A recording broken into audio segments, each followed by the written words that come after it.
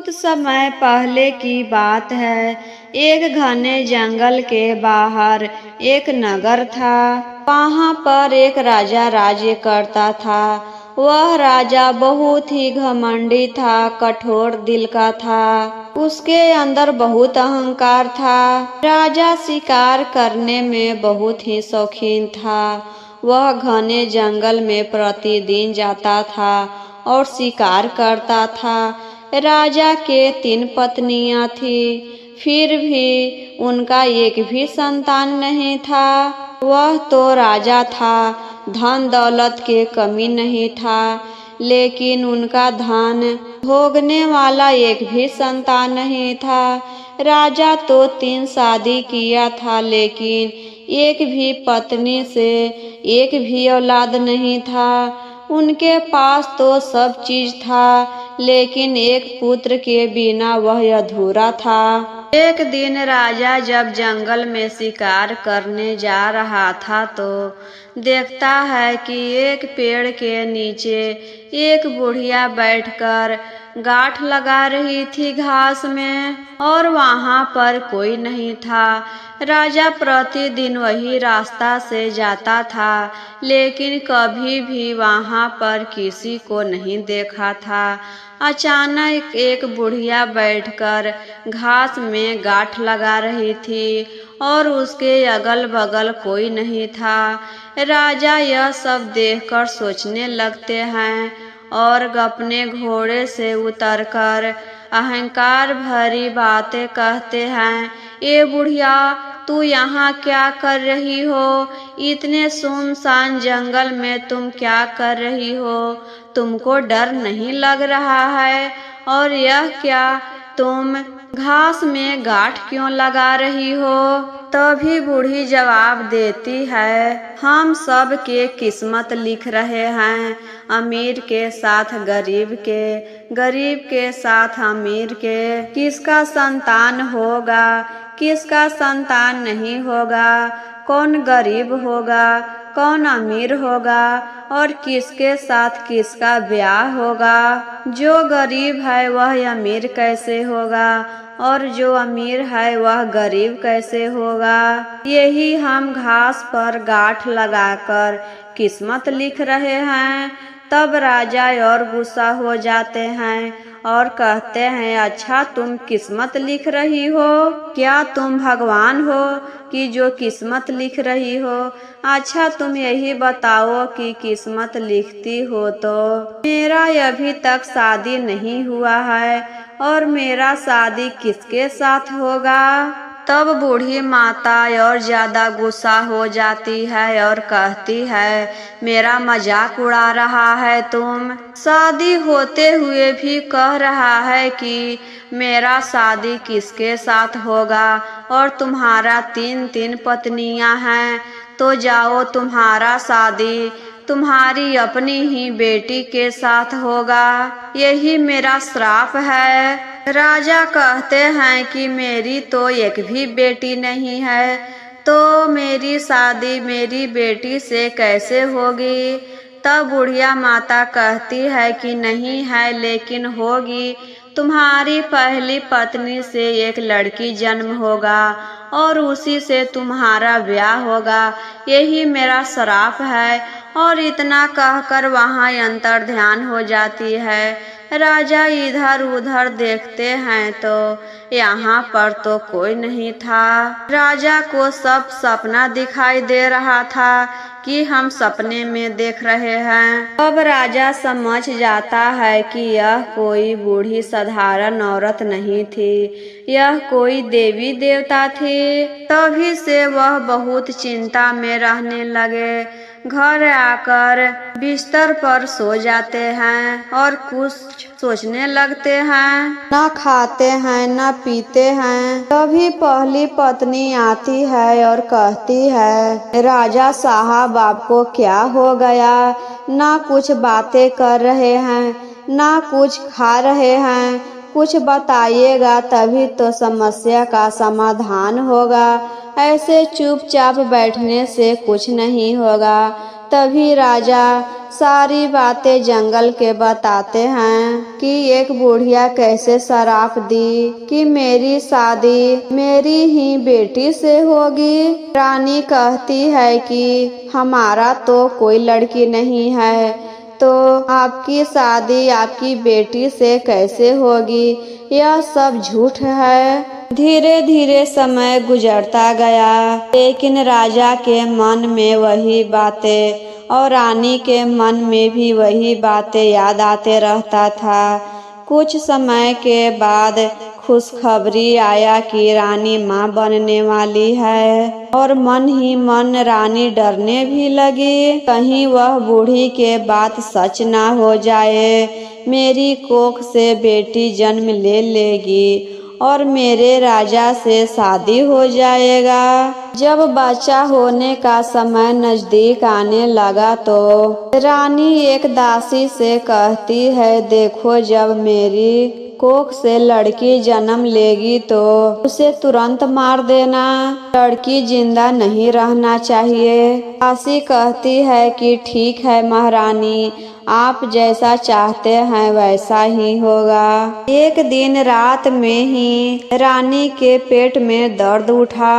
अब वही दासी रानी के पास थी। तभी रानी एक सुंदर सी लड़की को जन्म देती है। दासी कहती है, रानी जिसका डर था वही हुआ, लड़की ही जन्म ली है और देखिए तो कितना सुंदर है, एकदम चांद के समान गोरी है। रानी कहती है, कुछ भी हो इस लड़की को जिंदा नहीं रहना चाहिए, हम तुमको पैसा देते हैं, अभी के अभी मेरे सामने से दूर कर दो, इसका साया भी राजमहल पर नहीं पड़ना चाहिए, अभी के अभी जाकर इसे दफना दो। दासी का मन नहीं कर रहा था, लेकिन क्या करे, महारानी का ऑर्डर था। वह एक कुदाल लेती है और घने जंगल के तरफ चली जाती है। वहाँ पर एक किसान के खेत में ढेर सारी गोबर इकट्ठा किया था। दासी को बहुत डर लग रहा था।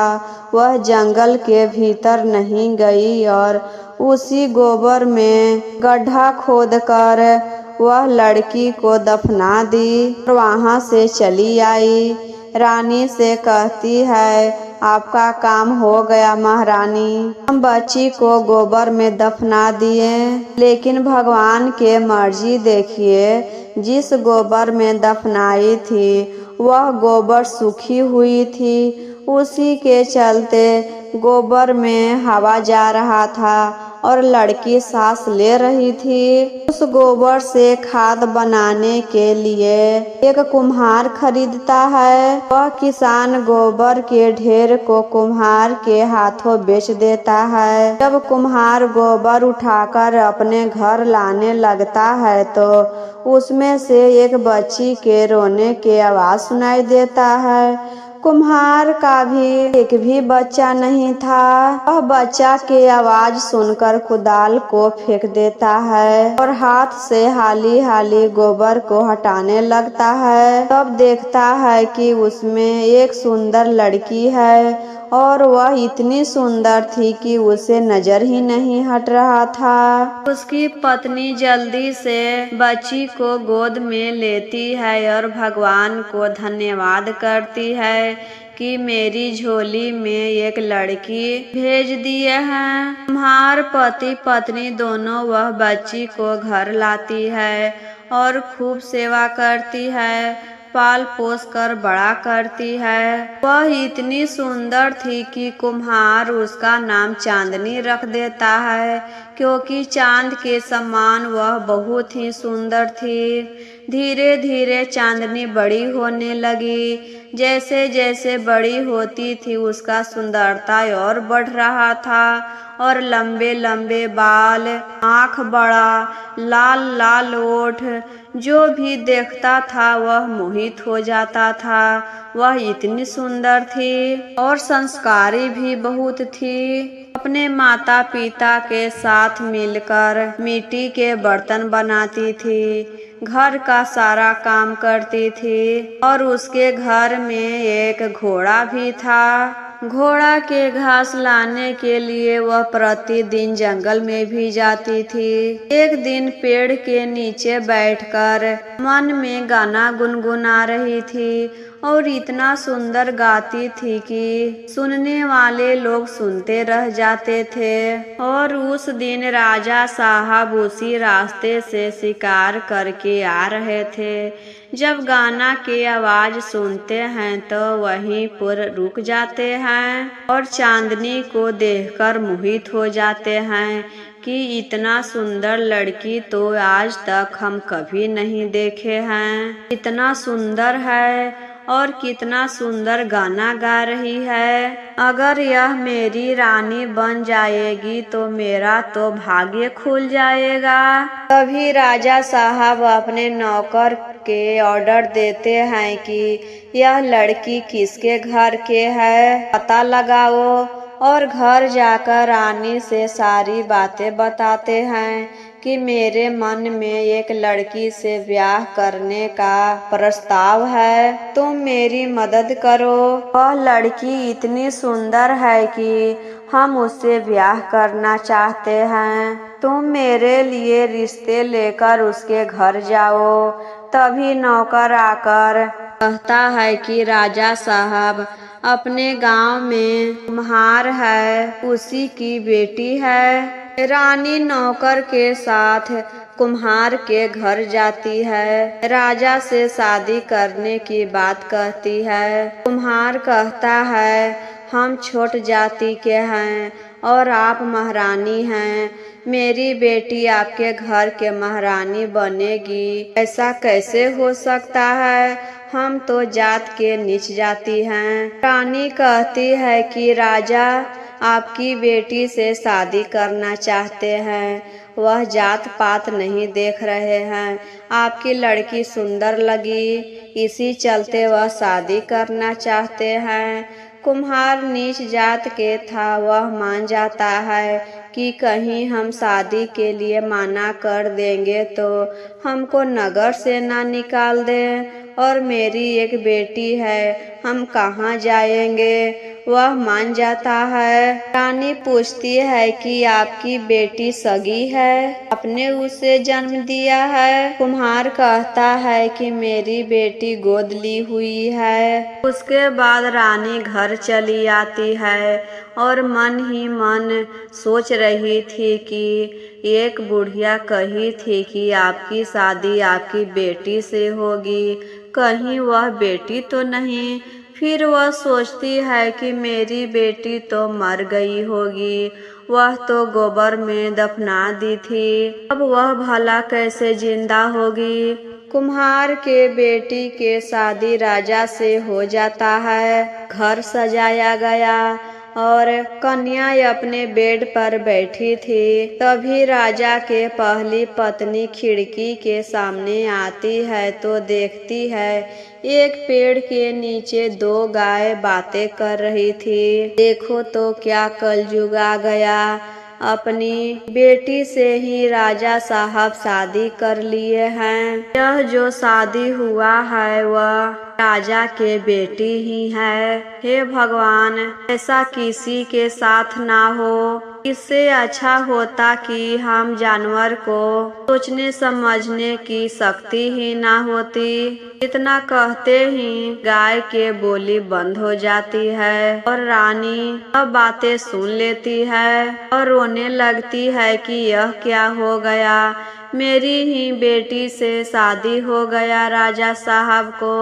वह दौड़कर कमरे में जाती है तो देखती है कि उसकी बेटी अकेली बैठी हुई है। वह जाकर गले से लिपट जाती है और रोने लगती है। कन्या पूछती है कि आप क्यों रो रहे हैं। रानी कहती है क्या तुम्हारे माता पिता जन्म दिए हैं, कुछ तो बताते होंगे। कन्या कहती है नहीं, मेरे पापा और मम्मी जन्म नहीं दिए हैं, हम गोबर के ढेर में से मिले थे।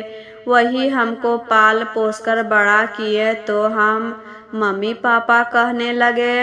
रानी कहती है कि तुम मेरी बेटी हो, हम तुम्हारी माँ हैं। वह सारी बातें अपनी बेटी को बताती है कि कैसे तुम्हारे पिताजी को श्राप मिला था और उसी के वजह से हम तुमको जन्म लेने के बाद हम गोबर के ढेर में दफना दिए थे और वह श्राप आज सच हो गया। तुम्हारे पिताजी के शादी अपनी ही बेटी से हो गया। तभी राजा साहब वहाँ चले आते हैं और दोनों को रोते देखकर हैरान हो जाते हैं और पूछते हैं कि तुम दोनों को क्या हो गया कि तुम ऐसे रो रही हो। रानी सब बातें बताती है कि यह आपकी बेटी है, आपका श्राप सच निकला, आपकी शादी आपकी ही बेटी से हो गई। राजा साहब कहते हैं कि यह क्या अनर्थ हो गया। अभी राजा साहब बेटी से कहते हैं हमें माफ कर दो बेटी, हमें नहीं पता था और तुम अपने पाल पोस के बड़ा करने वाले माता पिता को बुलाओ और अपना राज संभालो और उनके साथ खुश रहना। हम तुमसे नजरें नहीं मिला सकते हैं। राजा साहब कुम्हार को और बुलाते हैं। दोनों पति पत्नी वहाँ आते हैं और सारी बातें बताते हैं। अपना सारा संपत्ति अपनी बेटी के नाम लिख देते हैं और वहाँ पर बैठकर धरती माता से गुहार करने लगते हैं। धरती माता, हमें अपने गोद में ले लो, हम अब नहीं धरती पर रहना चाहते हैं। तभी धरती माता फट जाती है और राजा रानी दोनों धरती में समा जाते हैं। राजकुमारी अपने माता पिता कुम्हार के साथ खुशी खुशी रहने लगती है, अपना राज संभालने लगती है। तो यह कथा आपको कैसा लगा कमेंट बॉक्स में ज़रूर बताइए। अच्छा लगा होगा तो लाइक करिएगा, शेयर करिएगा और चैनल पर पहली बार देख रहे हैं तो चैनल को सब्सक्राइब करिएगा।